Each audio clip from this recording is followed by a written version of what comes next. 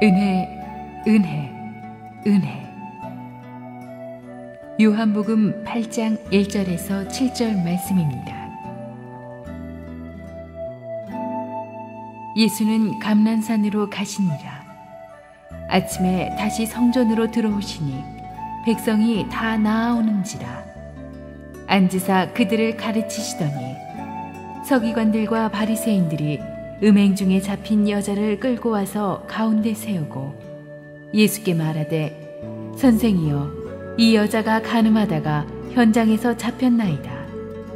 모세는 율법에 이러한 여자를 돌로 치라 명하였거니와 선생은 어떻게 말하겠나이까? 그들이 이렇게 말함은 고발할 조건을 얻고자 하여 예수를 시험함이러라. 예수께서 몸을 굽히사 손가락으로 땅에 쓰시니 그들이 묻기를 마지 아니하는지라. 이에 일어나 이르시되, 너희 중에 죄 없는 자가 먼저 돌로 치라 하시고. 함께 한번 기도하고 하나님 말씀 듣겠습니다. 하나님, 은혜를 감사합니다. 이 아침에 하나님의 은혜의 말씀 앞에 우리의 영혼을 활짝 열어놓습니다.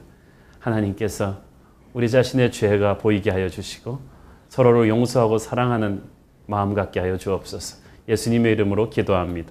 아멘.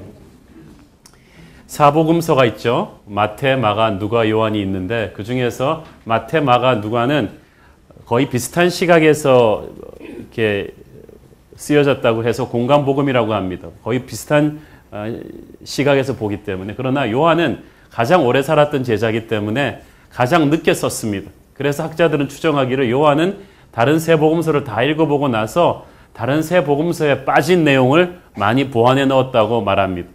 그 빠진 내용 중에 하나가 바로 오늘 나오는 간음한 여인의 사건입니다. 기독교를 잘 안 믿는 분들도 너무너무 유명한 이 사건을 요한은 포함을 시켰는데, 사실 요한은 성격이 굉장히 불같은 사람이거든요. 우레 아들입니다. 한성미합니다. 막 수틀리면 막 앞뒤가 안 가리는 막 뒤집어 버리는 사람이에요. 한 번은 예수님이랑 같이 어느 동네에서 전도했는데 잘 안 먹힌단 말이에요. 그랬더니 하늘에서 불벼락을 내려가지고 이놈들을 전부 다 통닭으로 만들어 버리자고요. 막 예수님한테 그러다가 예수님이 진정하라고 막 한 한국 사람 기질이 다분한 애가 요한입니다. 그런데 이 사람이 세월이 가면서 고생을 많이 하면서 사람이 이제 녹신녹신해져서 나중에는 사랑의 사도가 되죠. 나중에 초대교회가 워낙 많이 싸우니까 이제는 서로 사랑하라는 메시지를 많이 전하게 되는데, 이 요한이 이 다른 복음서에서 전하지 않은 아주 특별하게 포함시킨 이 스토리가 바로 이 간음하다 잡혀온 이 유명한 스토리인데, 여러분이 너무나 잘 아는 스토리지만 오늘 이 본문을 보면서 우리가 타임머신을 타고 돌아가는 것처럼 2000년 전 그 현장에 서 있을 수 있게 되기를 바랍니다. 여기에 네 종류의 사람들이 있습니다. 첫 번째는 이 고발자들입니다. 서기관과 바리새인들이죠. Scribes and the Pharisees. 그래서 살기등등한, 손에 돌을 들고 간음한 여인을 정죄하려고 하는 이 고발자들이 있고, 두 번째는 그 accused, 끌려온 간음하다 잡혀온 여인이 있습니다. 수치스러운 죄를 짓고 현장에서 발각돼서 짐승처럼 끌려와서 도저히 빠져나갈 길이 없는, 거기서 죽음만을 기다리는 그런 여인입니다. 그리고 기록되어 있지는 않지만 이 사건을 보면서 나는 이 바리새인들 같지는 않다, 그러면서 동시에 나는 이 간음한 여자 같지는 않다고 생각하는 제3의 방관자들이 있습니다. 저와 여러분 같은 사람들이죠. 네 번째는 이 고발자와 피고 사이에서 심판관이라기보다는 속죄양으로서 십자가를 지고 가시는 사랑의 하나님 예수 그리스도가 거기에 계십니다. 이 네 종류의 사람들을 살펴보면 6절에 보니까 첫째, 이 서기관과 바리새인들이 고발할 조건을 얻기 위해 이 일을 꾸몄다고 했죠. They were looking for basis to accuse Jesus. 예수님을 좀 걸어야겠는데 걸 건덕지가 없으니까 어떤 덫을 놓은 거예요. 이들의 의도가 굉장히 악랄하고 교묘합니다. 자, 그런데 허점이 있어요. 5절에 보니까 이들은 모세는 율법에서 이러한 여자를 돌로 치라고 명하였다고 했는데 이게 정확한 경전 해석이 아닙니다. 신명기 22장 23절 4절의 말씀을 보면 모세는 거기서 죄를 저지른 여인이 약혼한 처녀가 아닌 이상은 그 여자를 어떻게 돌로 쳐 죽이라는 그런 말을 한 적이 별로 없습니다. 또 돌로 쳐 죽이게 된 경우에도 남녀 둘 다 한꺼번에 벌하게 되어 있거든요. 그런데 간음을 했으면 남녀 둘 다 끌려와야 되는데 남자는 끌고 오지 않았다. 도망갔다고 말하기에는 그 많은 사람들이 몰려와서 잡아왔는데 이게 말이 잘 안 먹히죠. 학자들은 10중 8구 예수님을 고발하기 위해서 이 전문꾼을 사서 남자를 사서 이 매수해서 이 일을 꾸몄다고 보는 게 정확합니다. 왜냐하면 그렇지 않고서 어떻게 기가 막히게 현장에서 잡아서 현장범을 또 예수님 있는 자리로 딱 타이밍을 맞췄겠어요. 아주 치밀하게 조작된 작품이죠. 또 한 가지는 벌써 그 당시에는 그렇게 돌로 쳐서 죽이는 야만적인 행위가 거의 없어져 버린 지 오래였습니다. 왜냐하면 이 로마의 식민지가 됐기 때문에 사람을 사형시킬 수 있는 권리는 로마 정부한테만 있지 이 사람들한테 없어요. 자기 임의로 사람을 사형시키면 로마의 권위에 대드는 것이 되기 때문에 그 사람 자체가 중벌을 면치 못하게 되어 있습니다. 그런데도 이 일을 꾸민 거예요. Because they are looking for basis to accuse Jesus. 고발할 조건을 얻기 위해서. 여기서 예수를 시험하미러라. 고발하기 위해서. 영어 성경에 보니까 trap이라고 되어 있습니다. 올가미죠. 딱 덫을 놓은 거예요. 올가미는 세 가지입니다. 첫째, 만약에 예수가 이 여자를 용서해라. 그런다면 온 유대인들이 신탁처럼 여기고 있는 모세의 율법을 정면으로 부인하는 셈이 되니까 예수님은 발붙일 곳이 없어요. 둘째로 만약 예수님이 처형해라 고 한다면 평소 자신이 가르치던 용서와 사랑의 메시지를 또 정면으로 위반하는 것이 되죠. 그리고 셋째, 아까도 말씀드렸듯이 로마 식민지 하에서 함부로 사람을 처형하라고 말할 수가 없어요. 그것은 로마법에 저촉되는 것입니다. 그러니까 예수님이 뭐라고 말하든지 간에 어느 한쪽으로도 빠져나갈 수 없는 올가미를 쫙 놓은 거예요. 그리고 달려온 거죠. 예수 너 딱 걸렸어. 그러면서 이제 딱 걸친 건데 여기서 우리는 이 바리새인들이라는 사람들을 한번 좀 상상해 볼 필요가 있습니다. 이 사람들이 이렇게 복음서에서 맨날 예수님한테 야단도 많이 맞고 그래갖고 우리는 아주 나쁜 놈들이라고 생각하기가 쉬운데 나쁜 놈들은 나쁜 놈들인데 이게 좀 우리가 생각하는 그렇게 간단한 게 아니에요. 이 사람들은 아주 존경받는 상류계급의 엘리트로서 전 유대인 중에서 6,000명밖에 되지 않는 종교적, 도덕적, 지적으로 가장 훈련과 절제 교육을 많이 받은 엘리트들입니다. 근데 너무 잘난 게 문제입니다. 내 속엔 내가 너무나 많아 당신에 거할 곳이 없다. 하나님을 믿는데 이들한테 하나님이 별로 필요가 없어요. 이 사람들의 삶의 철학은 하나님 오늘 주일 예배 드리는 시간인데 거기 앉아 계세요. 예배는 제가 끝내드릴 테니까 앉아 계세요. 하나님도 막 가르칩니다. 그들은 겉으로 보기에는 극히 종교적으로 선량하고 경건한 멀쩡한 사람들이었지만 자기 의가 너무 커서 예수님이 앉으실 자리가 없어요. So full of themselves, they had no room for Jesus in their hearts.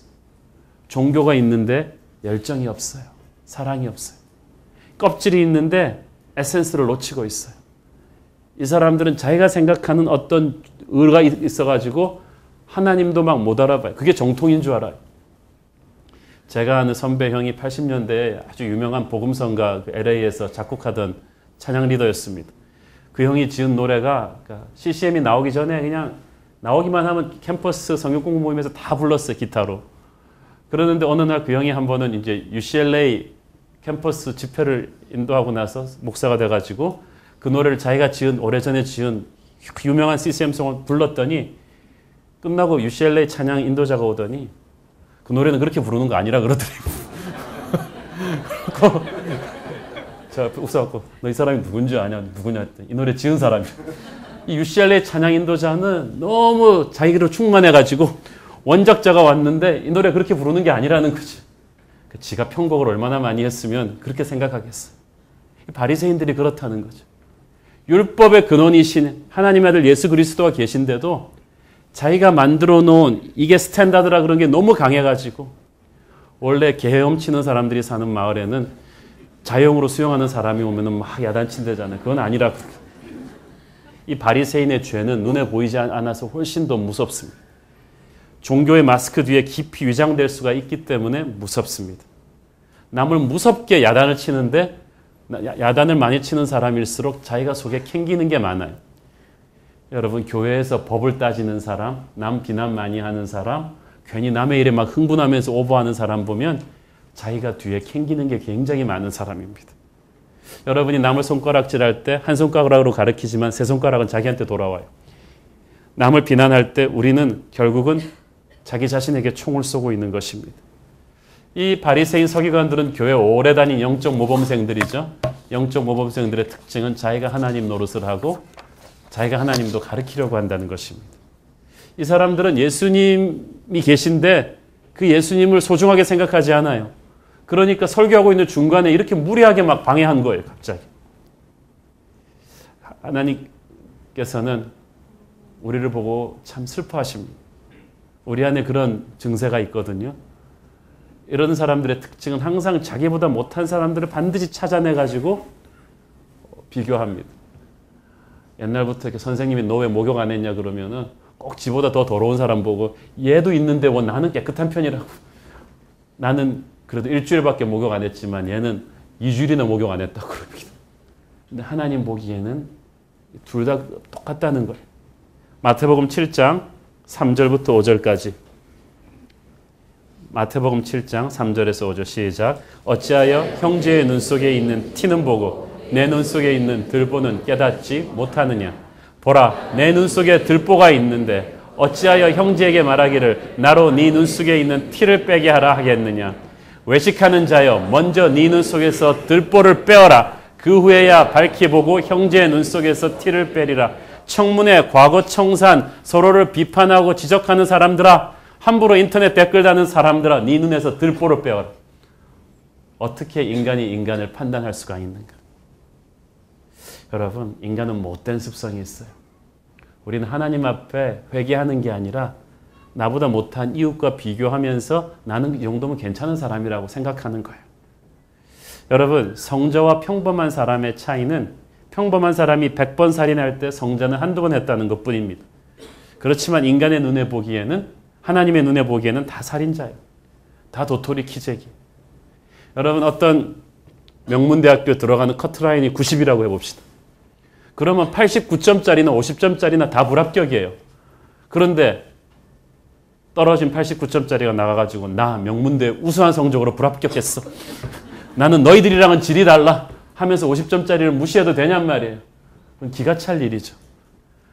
누구든지 하나님의 의에 가까이 접근할 사람은 아무도 없는데도 우리는 자꾸 내 이웃을 비교해요. 나는 쟤보다 낫다고 합니다. 그렇지만 둘 다 하나님 나라에 자기 의로 못 들어가기는 마찬가지죠. 로마서 3장 9절부터 10절까지 시작. 그러면 어떠하냐? 우리는 나으냐? 결코 아니라.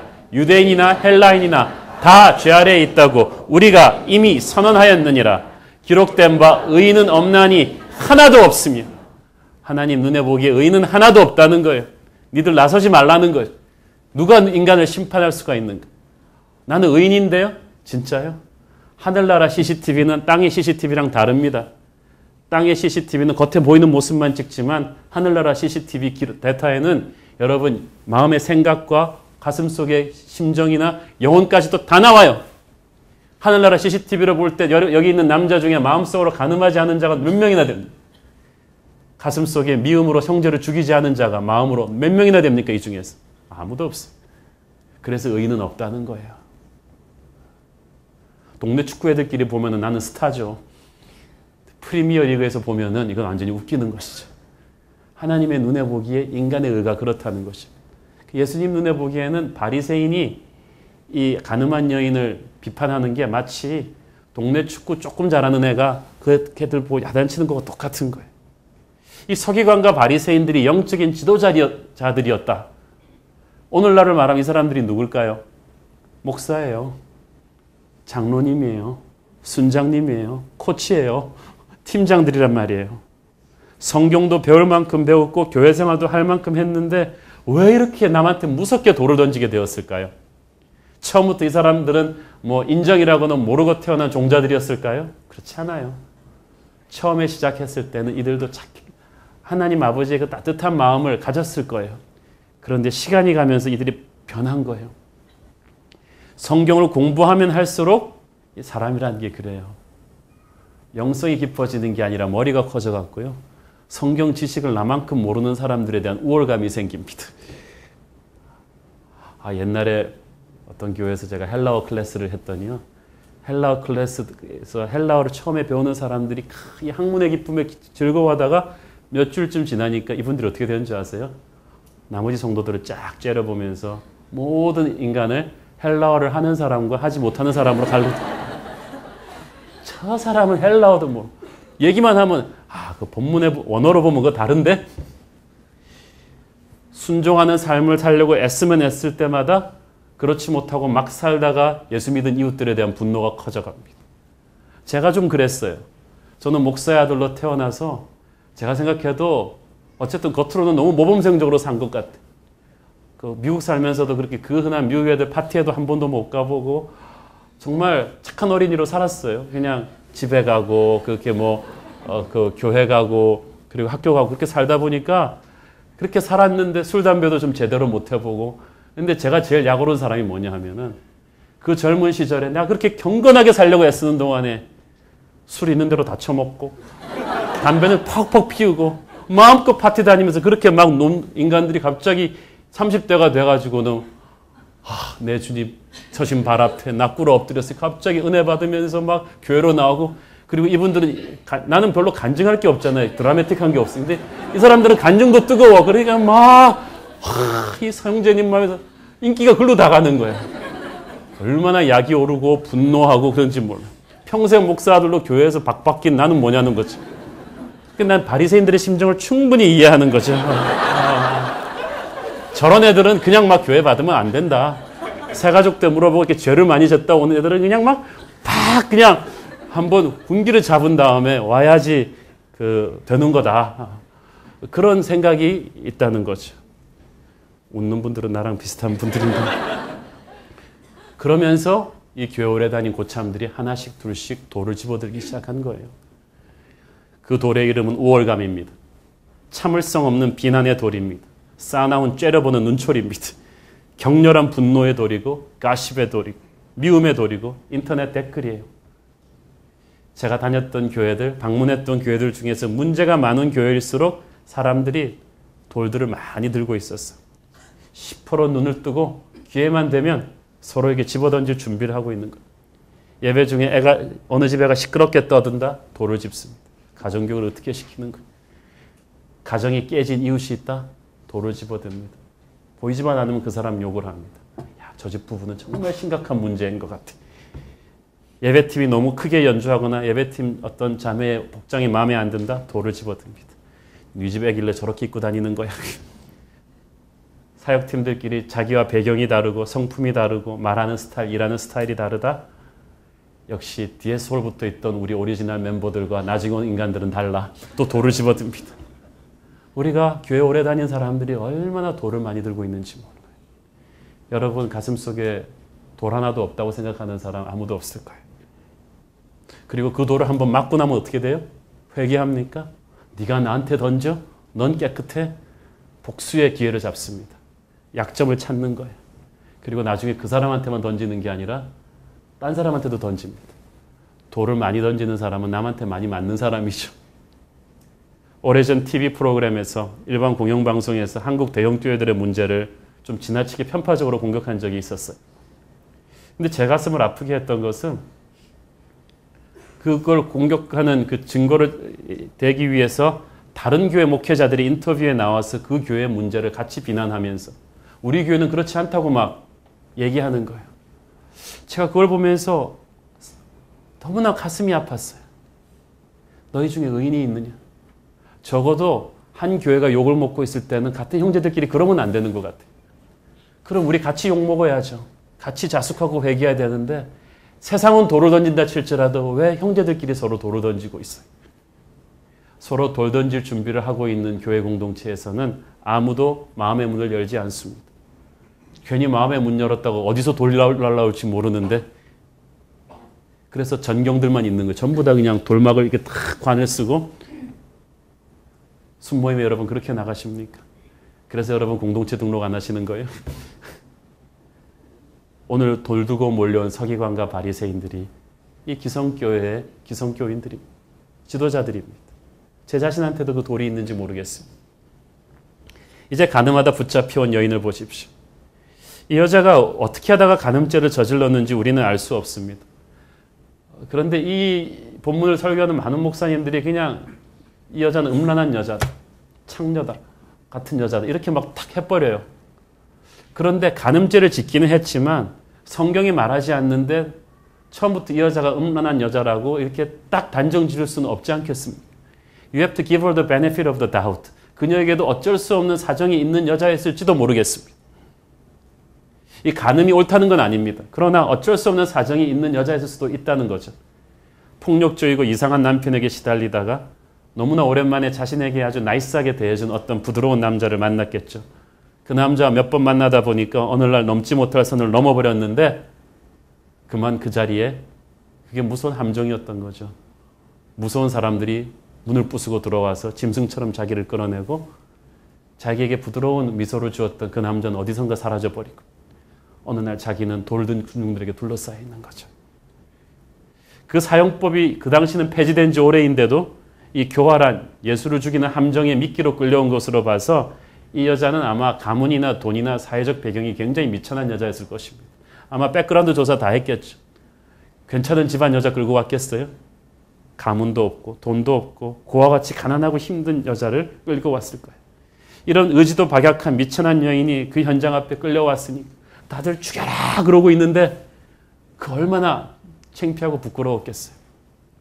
저도 이 비슷한 여러분 한번 당해본 적이 있습니다. 제가 초등학교 때 제가 좋아하는 여자애가 있었는데 저 멀리 있길래 저의 사랑을 표현하느라고 돌을 던졌어요. 그러니까 나를 봐달라고. 그런데 저는 그 여자의 옆에 있는 그 나무를 탁 맞춰갖고 나를 보게 하는 의도였는데 그냥 그 돌이 바람의 악마에게 그냥 탁 실려가지고 그냥 여자의 머리를 탁 막 머리가 터진 거죠. 그래가지고 피가 철철 넘치고 넘어지고 나는 끌려가고 그래가지고 그냥 그 집에 가서 의사가 오고 그러는데 막 나한테 막 사람들이 그 사람 다 몰려와가지고 와 그냥 독한 말을 던지는 거예요. 저 집 목사님이래 뭐 저럴 수가 있어 그러면서 막 혼나야 되고 그래서 막 그러고 있는데 얼굴을 못 들겠는 거죠. 아 근데 그때 저 은혜를 알았죠. 그 집 엄마가 너 밥 먹었냐 그러더니 애 괜찮을 거라고 툭툭 두들겨 주는 거예요. 예수님의 사랑을 저는 그때 알았어요. 여러분 중에 아들이 그런 훌륭한 아들들이 있다면 좀 저를 생각하고 한 번은 용서해 주기를 바랍니다. 그런데 그 당시 정말 힘들어. 그러니까 사람들이 확 나를 미워하고 정죄하는 사람들한테 둘러싸였다는 게 그런 거예요. 그런데 이 여자가 끌려왔고 여기저기 상처에서 피가 흐르고 흐트러진 머리에 죽여라 하고 떠들어대는 군중들 앞에서 이 여자는 벌써 속으로 몇십 번은 이미 죽었어요. She must have died 1,000 times in her heart. 아무리 못 배웠지만 이 사회에서 간음죄가 어떤 벌을 받는지는 이 여자도 알고 있어요. 그리고 또 죽고 나서 하나님의 법을 범했으니까 내세에도 희망이 없다는 걸 알고 있었어요. 그리고 가엾은 그녀를 위해서 누구 한마디 위로하고 변명해 주는 사람 아무도 없었어요. 원래 그렇잖아요. 여러분 욕먹을 때 여러분 아는 사람도 모르는 척 하잖아요. 자기 자신도 죽는 것이 당연하다 생각한 이 가련한 여자가 여기 있는데 카메라를 조금 더 돌려서 그렇다면 제3자의 입장에서 이 사건을 보고 있는 우리는 어떻겠습니까? 우리가 많은 경우 이 본문을 볼 때 이렇게 생각합니다. 아, 나는 이렇게 간음죄를 지은 여자는 아니지. 그러면서도 그렇다고 해서 어떻게 이 바리새인들 돌 들고 이 여자를 칠 수 있어? 나쁜 놈들. 그러면서 우리는 쿨하게 팔짱 끼고 이 본문을 항상 살펴왔어요. 이게 바로 TV 드라마 시청자 신드롬이라는 거예요. 이건 내 일 아니라는 거죠. 많은 크리스찬들이 성경을 읽거나 설교를 들을 때 예배를 드릴 때 마치 TV 드라마 시청자 같은 자세를 취합니다. 강 건너 불구경인 거예요. 죄 문제, 회개를 얘기할 때 이거 내 문제 아니네. 바리새인들 회개해라. 여자 회개해야지. 그런데 그런 증상이 여러분에게 있다면 그것은 여러분의 영혼이 병들었다는 증거예요. 진짜 성령의 사람은요. 모든 말씀이 자신과 연관되어 있다는 걸 알죠. If you are truly a man of God, filled with the Holy Spirit, you will know that every word is connected to your life. 하나님이 2000년 전 이 여자만 다루시는 게 아니라 지금 우리를 다루시고 계시는 거예요. It's talking about you. 우리 얘기예요. 하나님이 우리의 연약하고 부족한 모습을 이 본문을 통해서 오늘 드러내심을 믿으시길 바랍니다. 목사든 장로든 나이가 적든 낮든 우리는 하나님의 은혜로만 용서받은 죄인임을 인정해야 돼요. 이거 제3자 얘기 아니에요. 근데 우리는 항상 제3자 얘기라고 생각하죠. 나 같은 죄인 살리시니 아니라 너 같은 죄인 살리시니. 예수 너를 위하여 십자가에서 보배 피를 흘리고. 개인적으로 저는 저 같은 영적 리더십들이 이 제3의 방관자 병에 걸리기가 가장 쉽다고 생각합니다. 어디 외부 가서 저도 집회 메시지를 들으면 이거 우리 교인 아무개가 들어야 되는데 여러분도 그렇죠. 이 설교 우리 남편이 들어야 듣고 회개해야 되는데 오늘 안 왔어. 이 생각하는 거예요. 그렇지만 여러분이 말씀을 제3자에게 먼저 적용한다면 그 영이 병든 거예요. 하나님은 오늘 여러분 자신에게 말씀하고 계십니다. He is speaking to you directly. 여러분의 아내도 남편도 자식도 아닌 여러분 자신에게 하실 말씀이 있어요.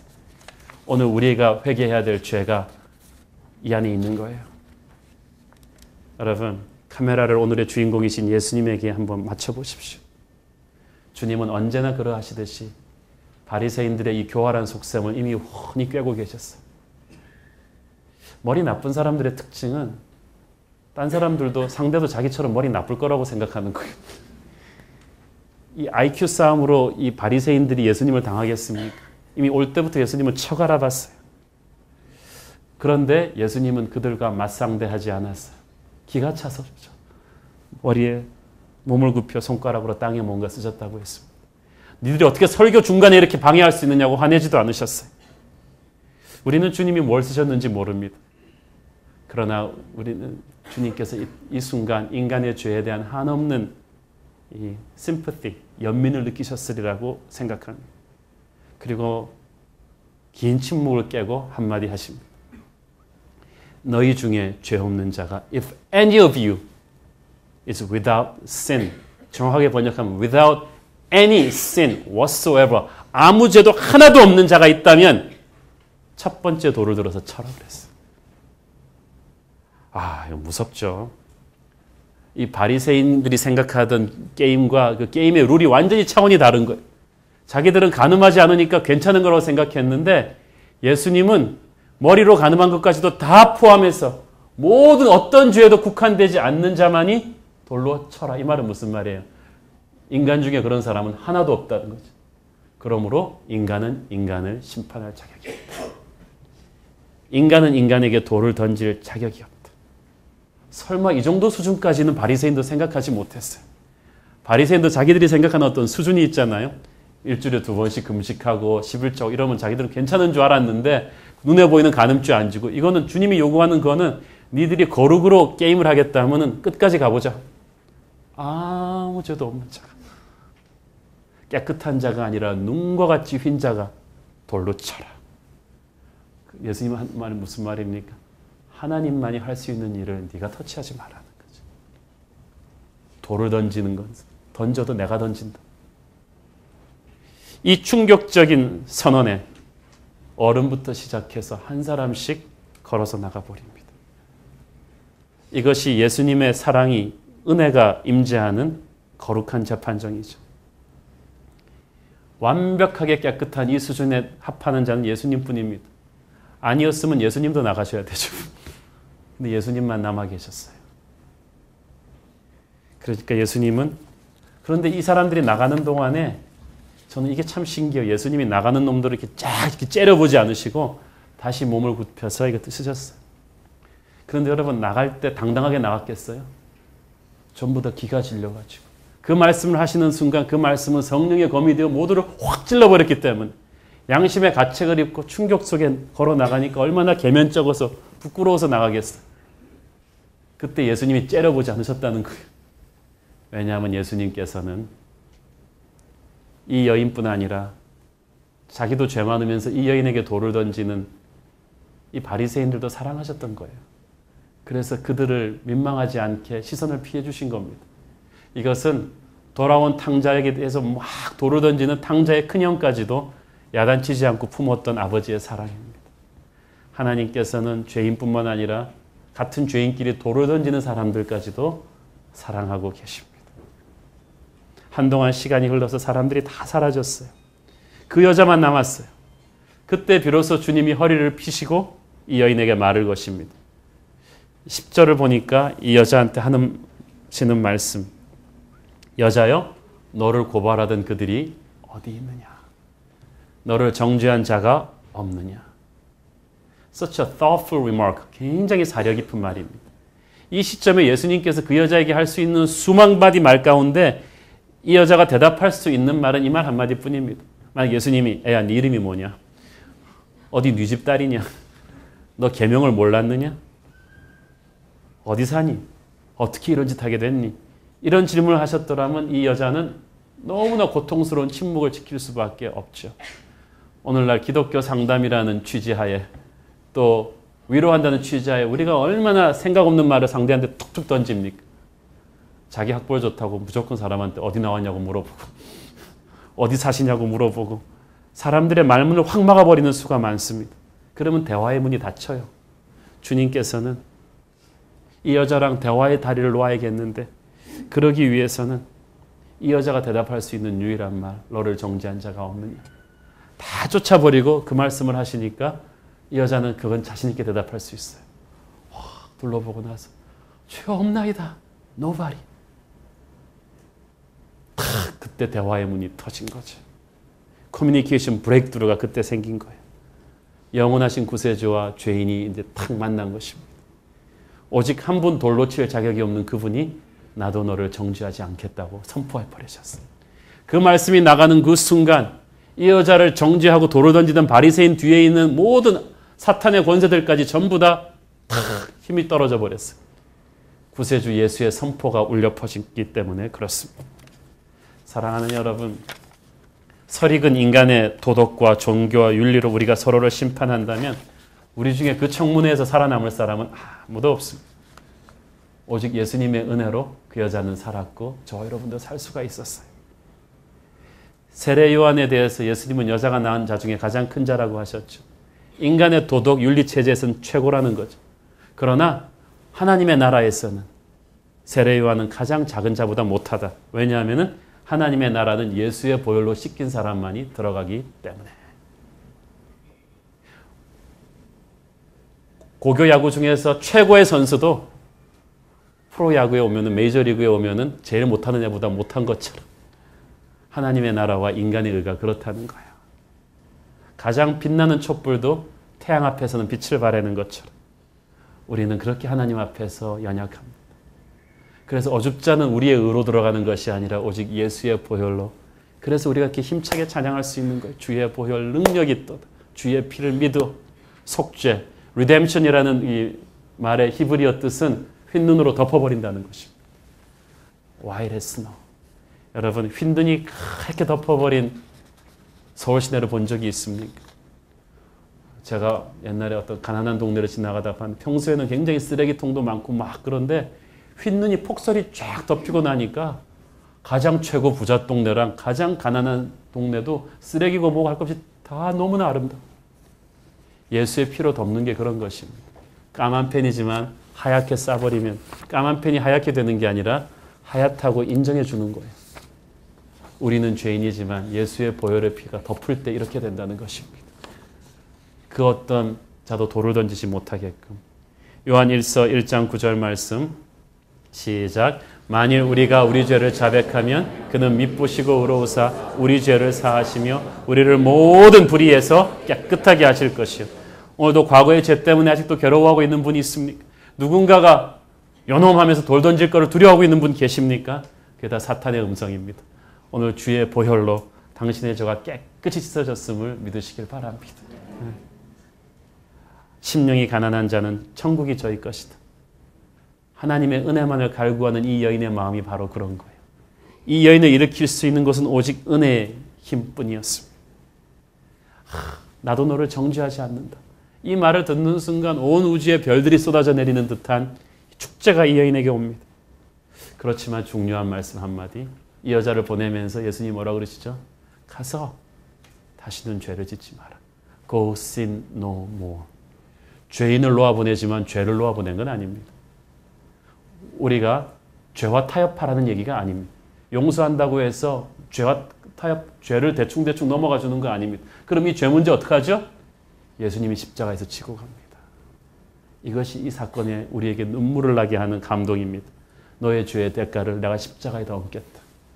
골고다로 올라가는 나의 십자가에 너의 죄의 무게를 얹고 갈 것이다. 내가 책임진다.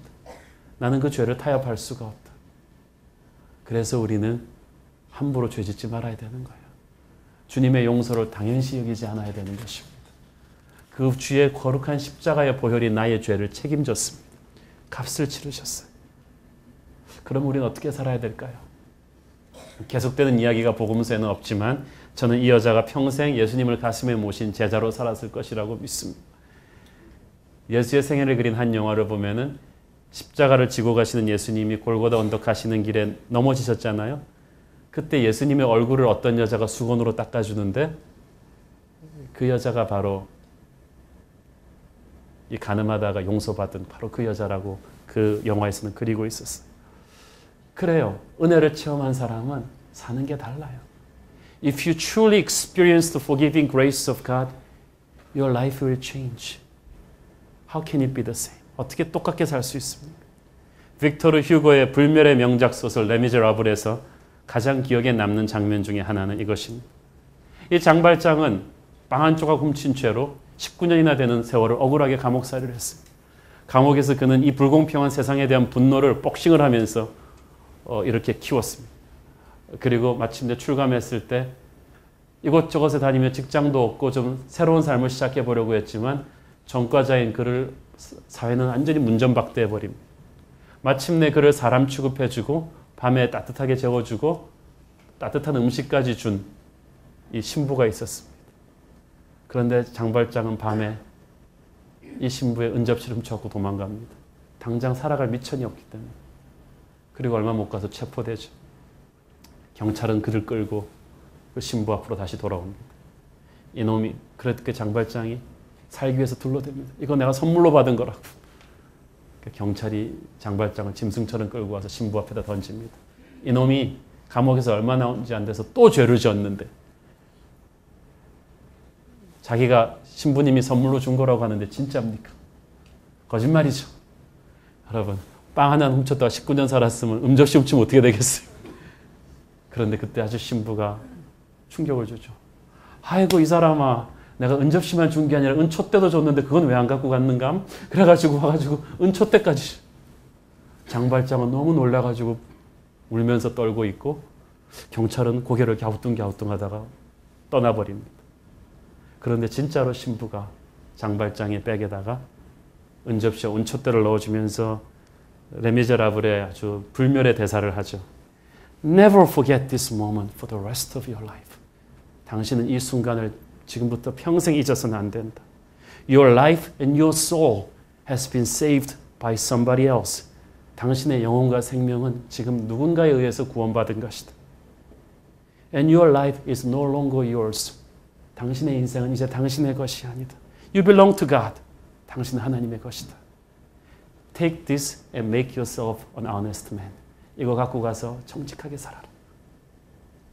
발장은 그 얘기를 평생 가슴에 새기고 정말 나중에 개과천선에서 훌륭한 사람으로 자수성가해서 한 도시의 시장까지 되죠.